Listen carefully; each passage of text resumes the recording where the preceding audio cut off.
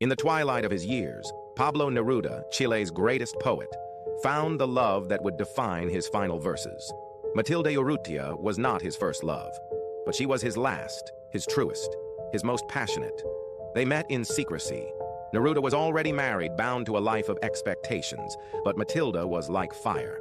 She was a singer, a woman of quiet strength, with a voice that melted into the rhythm of his poetry. Their affair began in hushed whispers, in stolen glances across crowded rooms, in letters filled with longing. "I love you without knowing how, or when, or from where." He wrote of her before the world even knew she existed. She became the hidden muse behind some of his most famous love poems.